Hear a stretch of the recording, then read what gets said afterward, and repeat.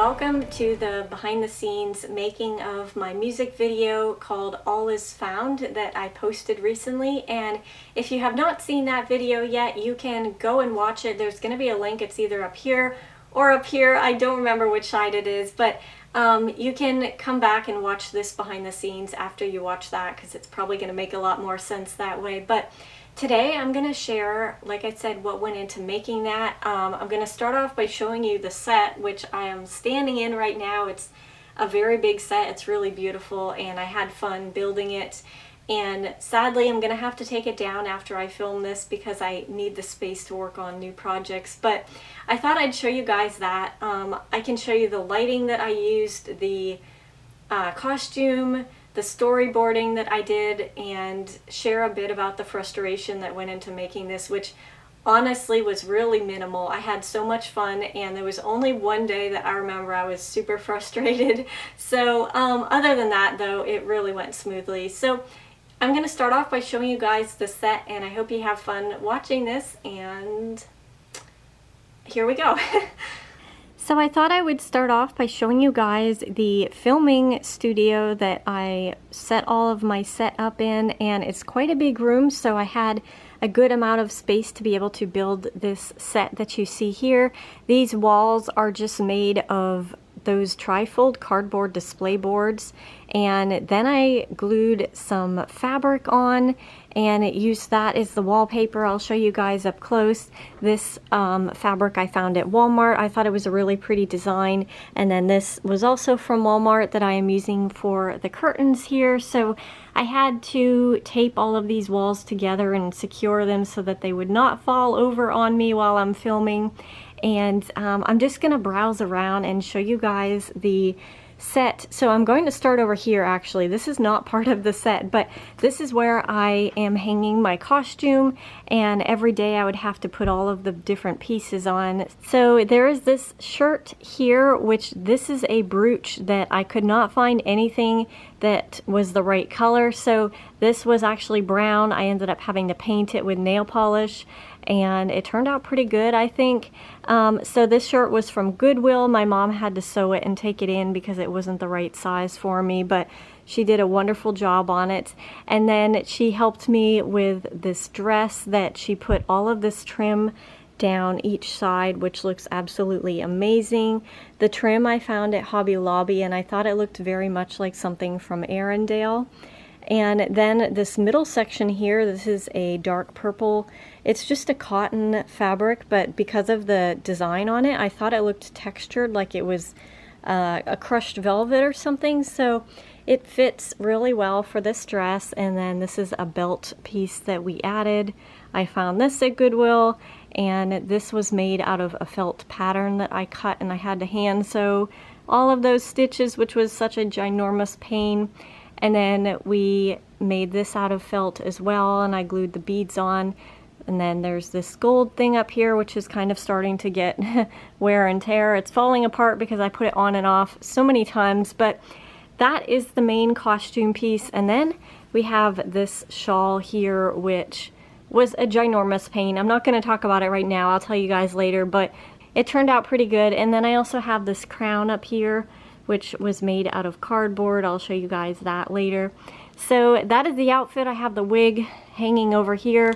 I had to put the hair up every single day, which took me at least a half an hour to do because I had to twist each side, and then I had to put it in a bun, and I had to secure it. Anyways, so that over there is the outfit, like I said. So then down here I have an apron that I kept for every time I had to take a break from filming and have lunch, and I didn't want to ruin my outfit, so I would throw that apron over it. This is a second piece of material I got. Originally I was going to use these tassels for the shawl, but I'll explain what I ended up doing later. I have a fire extinguisher because I have so many lights set up here. I can be a little bit clumsy sometimes.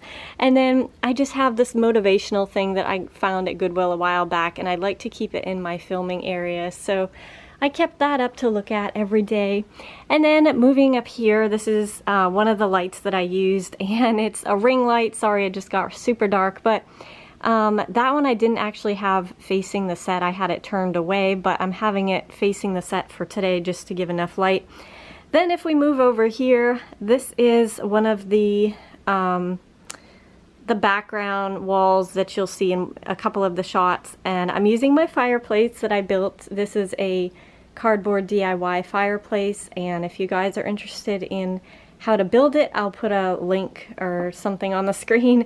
But I have some candles down there and some more candles up here, and I think if I remember correctly, there's like 23 different lights that I have to turn on and change out batteries for and stuff. So that was a full-time job, just changing all of the batteries out, because there were so many times I was in the middle of a shot and then I'd notice in the background that my candles had burned out, like the batteries were dead, so I had to stop and change them. But anyways, I thought this was a nice little piece to put in what would be Elsa's room, and it just looked kind of castle-ish.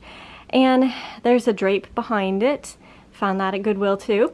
And then this doesn't really show up in the music video that I did, but it's just a fun little picture that I think this is one of the pictures they actually have in the real Frozen movie. So I thought that was just a fun addition to add back there.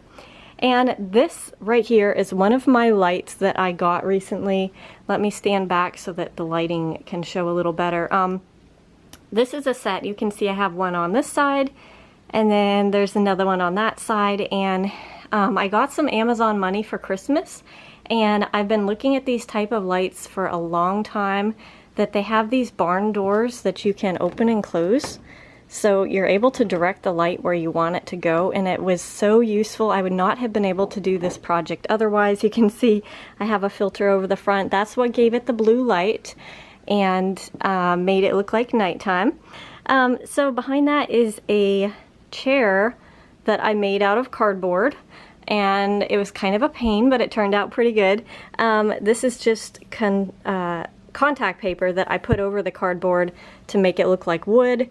I covered it with this fabric that was left over from the dress, and you can actually sit in it, of course, because it will collapse, but it made a really nice prop for the background of the video. You can also see my wood flooring that I have down here. So above that are these candlestick lights, which are battery operated, and I kind of had some issues with these. I bought a set of 3 that I found at a thrift store, and they were 50 cents, which I thought was great, and see, you just lift them in and out. So every time I changed the batteries, I would have to set them back in here, and 2 of them stopped working during filming, and I only had 1 that was working, and I needed 3. So we made a trip back out to the thrift store. Even though I didn't think they would have any more, they ended up having a pack exactly like it, again for 50 cents. So I was able to replace those lights that stopped working, because otherwise it wouldn't have matched, and I wouldn't have been able to film the rest of my video. So that was really awesome. So okay, so moving along, I have this bench that this is what I sat on during filming. And this is just something I found at Goodwill, this material here. And this bench is something that is normally in my Frozen room. If you guys remember, I have a room that's like has my Frozen stuff in it. So I was able to use that bench and bring it in here, and it worked perfectly. It was just the right height. And this is the candle that I was holding for the film. It's kind of funny, every time I'd sit down on here to film, I would have to set the camera or set the candle down. And there were so many shots where I'd set it down and it would just like go like that, and it always messed me up, so I had to redo my take. So it was like kind of tricky to set it just right so it would stand up. So okay, my absolute favorite part of the set are these windows here, and you guys can see I have this nice background behind it that has the Aurora Borealis background. There's some snow down there that you can see, and I thought this was gorgeous. I found it on Amazon and it was a really good price. And then I have some lights back there that are reflecting on the wall, you can kind of see, and I'll show you guys back there in just a minute, but that is definitely my favorite part of the set. And then I have these curtains that are up here. Okay, I'm standing back again, but I wanted to show you guys over here. This is a bed, and It was such a pain. I had to carry my mattress in this room all by myself because nobody was home to help me that day, and it was so heavy, and I almost like broke things along the way. Well, I did break some nails actually, but anyway, so I covered it with this nice fabric drape that I found at Goodwill. I found so many things at Goodwill, and this is where I sat and I had my little dollies, and these are the Disney Animators dolls, which I think are the cutest things in the entire world. They are just so cute, and they worked perfectly for this project. So yeah, and then I have a window light up here which is covered with a garbage bag because depending how much light I wanted to let in, I would kind of move the bag. But then I have my other light over here, as you guys can see, and maybe I'll tell you guys more about these lights in a minute. But there's more candles. There's this little table that was in the background, and yeah, that is pretty much what the set looks like. It took quite a few days to build this, but I'm so happy with how it turned out, and I'm just happy with the fact that it lasted this long and it didn't fall over on me while I was filming. Okay, so here's the tricky part. I'm going to show you guys behind the set, and there are cords everywhere. So I have to be super careful not to trip on anything and knock it over, but I wanted to show you guys this tiny little alley back here. That this is where I set up my lighting, and it's really hard to get back here to turn the lights on and off, but that's something I had to do. So I'm gonna duck underneath here, and you guys can see there's like a roof up there. I had to build that so that the light wouldn't spill over the top to make it look like there's light coming in the ceiling, which wouldn't have looked realistic. This is the background I told you guys about, and I have these projector lights down here that I got for Halloween one year that I've been using for a lot of my video projects, and they just look so cool, and I thought it gave movement to look like the northern lights outside. And then this is the outside of the windows. You can see all of the tape and the fabric and the everything I have holding the windows up. I have twine because those windows are super heavy, and I couldn't have just like glued them on a cardboard. That wouldn't have worked. So these windows are something I found on clearance for 80% off at Michael's, which was awesome because I needed some windows to use for this project. So yeah, I just wanted to show you guys what the background of the set looks like, and it was quite a big project to try to figure out. I'm trying not to knock anything over here, how to build this, but I'm so happy with how it turned out, and it was such a great learning experience for me. There's also an additional light over here, which you'll see in the scenes with Anna and Elsa when I'm tucking them into bed, and then there is another set of lights up here which didn't really give a whole lot of light, but it gave just enough additional warmth in the rooms. So the last little corner in my studio that I wanted to show you guys was this section over here. And to start off, I have my cameras and my lenses and battery packs that I was switching stuff out constantly for various shots, and then I have a remote that I was using to turn on and off my battery operated candles. I have some extra ones of these candlesticks, which, like I said, some of them broke and they don't work anymore. This one actually crashed on the floor and glass shattered everywhere, which was kind of annoying, but it still works, but like the glass on it broke. So yeah, camera equipment, and then over here, I'll show you guys this in detail, but this is my storyboard that, don't laugh at my drawing, but I started off before I was filming and I wanted to figure out what type of shots I wanted to get, and I sketched it out, and it really helped me a lot to get going and figure out like the flow of my video. So this is a common thing that filmmakers do before they start shooting, is they will storyboard their scenes, and it is quite helpful. These are some more colored filters for my lights, which I only needed blue. I have some clips for clipping on, holding backdrops or whatever. And then this is my miniature set that I made, and it's supposed to match the big set, which I think it does pretty well. These candles over here, you guys will remember, lit up. I have a battery operated little light pack that's going underneath, and I can turn it on from the back. And then these are the dolls that I used. I made this tiny little candle, which is not going to focus right now, I'm pretty sure. But anyways, it's just a little thing that I made out of a bunch of things. Oh, sorry, Elsa. So then I have my battery changing station over here with tons of batteries because I had to change them out constantly. And then I'd bring them in my office and I had to charge them. So I have quite a few here, and it was nice to be able to just grab them and change them out. This is the lyrics to my song. When I was recording my singing, I had to like mark which lines that I was done with and which lines I had to redo, and that was kind of a whole hassle. So yeah, I just thought that'd be really fun to show you guys all of that.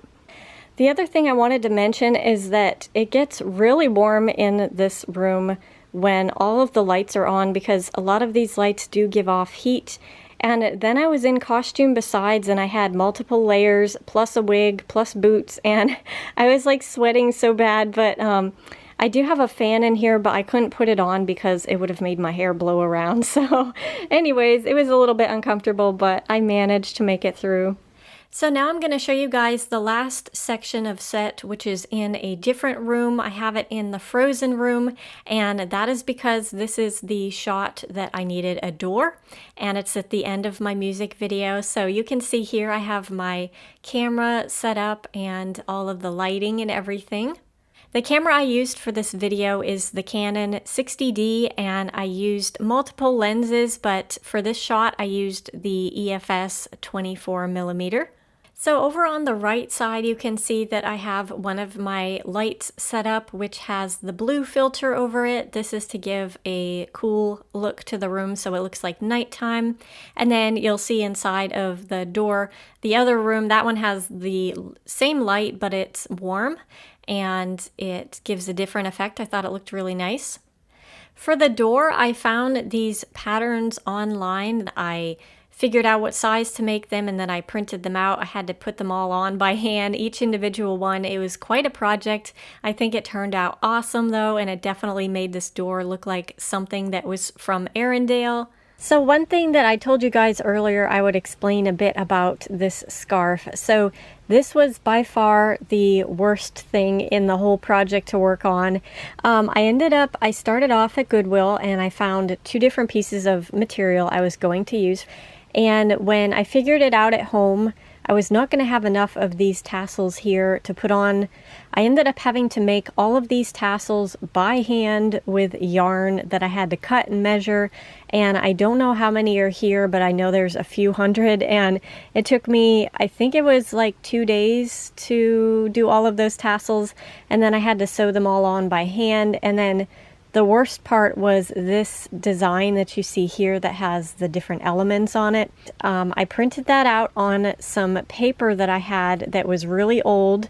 It was an iron-on paper, and it was supposed to have the backing peel off really cleanly so that you can stick it on and iron it, and it did not work that way at all.